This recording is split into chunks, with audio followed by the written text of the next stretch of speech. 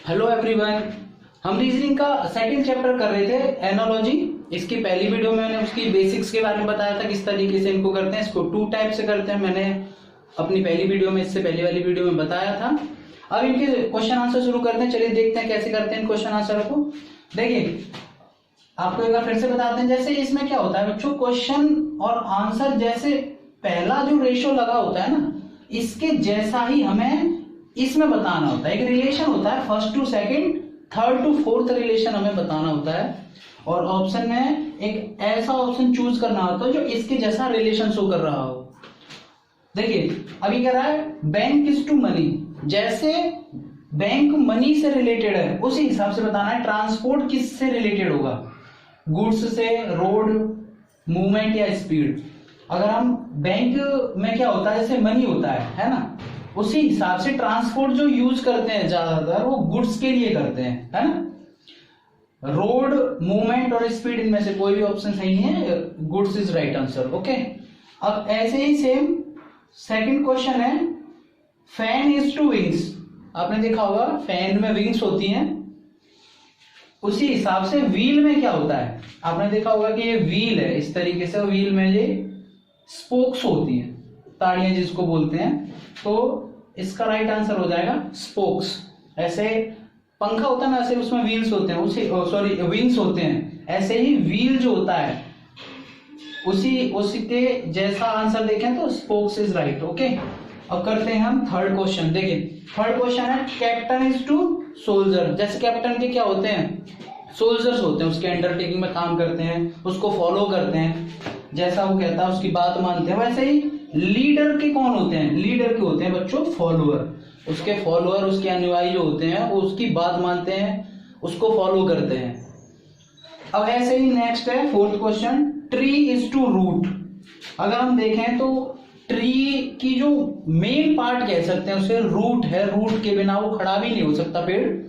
ऐसे ही स्मोक जो होता है ना, स्मोक मतलब एक तरह से कह सकते हो आप धूम्रपान करना, या और भी कुछ आपका मीनिंग निकालो। तो स्मोक जो होगा ना, उसकी जो रूट है, जब तक आग नहीं जलेगी स्मोकिंग नहीं कर सकते। तो इस तरह से अगर हम देखें तो इसकी रूट होती है फायर। ठीक है, तो इसका आंसर आ जाएगा फायर।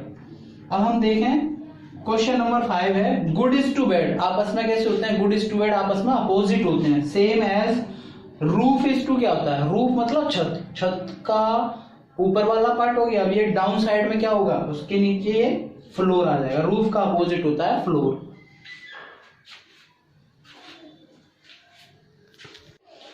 चलिए करते हैं क्वेश्चन नंबर 6। देखिए अब 6 में है, circle is related to Oval.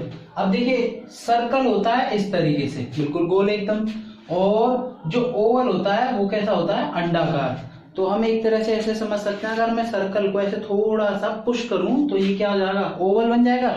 ऐसे ही इन दोनों का कनेक्शन जैसा है वैसा रेक्टेंगल का किसके साथ होगा, रेक्टेंगल की शेप होती है इस तरीके से, और अगर हम इसको थोड़ा सा पुश करेंगे तो क्या हो जाएगा, कुछ इस तरीके से शेप नहीं बन जाएगी। तो रेक्टेंगल इज रिलेटेड टू क्या कह सकते हैं इसे, देखिए ये क्या होता है, ये होता है स्क्वायर। तो आंसर क्या आ जाएगा, rectangle is related to square.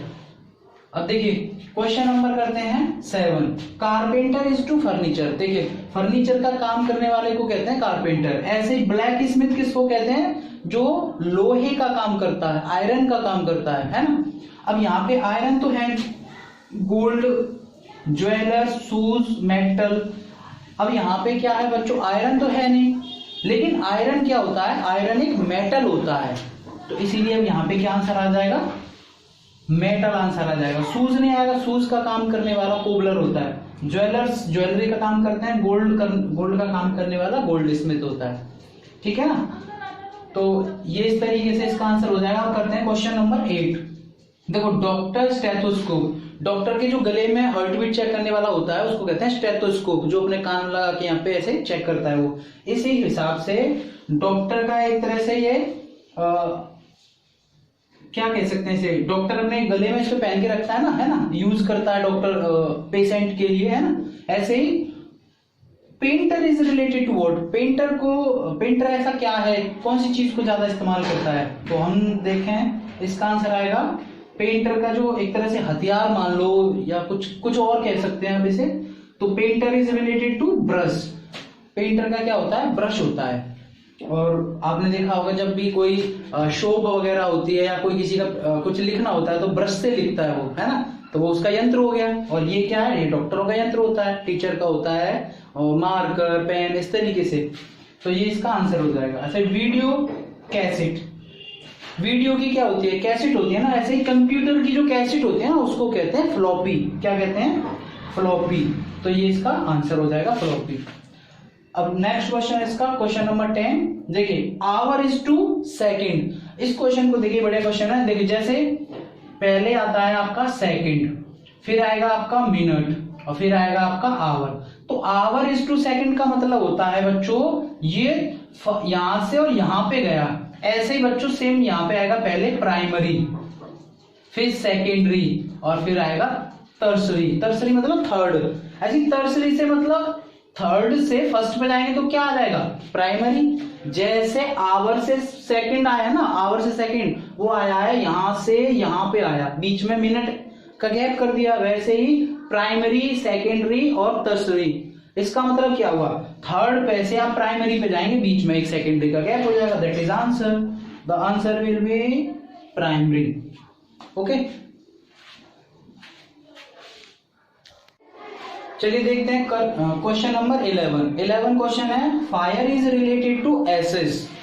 Assess मतलब राख। जब कहीं आग लग जाती है तो फिर क्या बचता है? राख बचती है। उसी हिसाब से explosion is related to what? Explosion का मतलब होता है बच्चों धमाका, और जब धमाका होता है तो उसके बाद बचता है मलबा, और मलबे की स्पेलिंग होती है डेब्रिश। तो ये इसका राइट आंसर हो जाएगा। देखिए, साउंड तो होता ही है, उसके बाद बचता क्या है वो पूछ रहा है। जैसे फायर, आग लगने के बाद क्या बच जाता है? सारा राख हो जाता है, तो फिर एसेस कहते हैं। एक्सप्लोजन के बाद मलबा बचता है, डेब्रिस कहते हैं।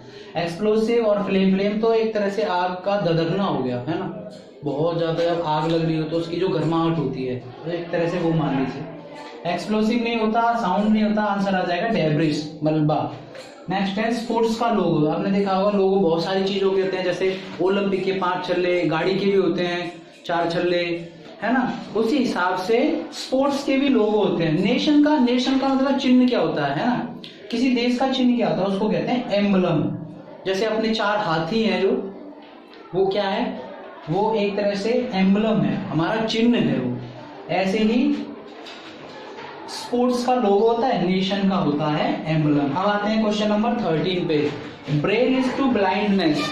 ब्रेन इज टू ब्लाइंडनेस का मतलब होता है बच्चों, तुमने देखा होगा जो अंधे लोग होते हैं और वो उंगली रख रख के कुछ इस हिसाब से ऐसे कुछ ऐसे पढ़ते हैं, वो स्पॉट पे उंगली रख रख के, तो वो उनकी स्टडी होती है ब्रेल इज टू ब्लाइंडनेस। ऐसे ही साइन लैंग्वेज किसकी स्टडी होती है? किसकी पढ़ाई कर, मतलब कौन पढ़ता है साइन लैंग्वेज से? साइन लैंग्वेज से एक तरह से कह सकते हैं डीफ लोग पढ़ते हैं, जिनको सुनाई नहीं पड़ता, ऐसे ऐसे करके बताते हैं ना वो कि क्या करना है। तो साइन लैंग्वेज मतलब डीफनेस, बहरे लोग वो सुनते तो है नहीं, तो फिर उनको ऐसे इशारों में बताना होता है, तो वो हो जाएगा आपका डीफनेस। नेक्स्ट है बोट इज टू ओर। नाव को जैसे आगे बढ़ाने के लिए वो जो डंडे होते हैं ना, उनको ओर कहते हैं।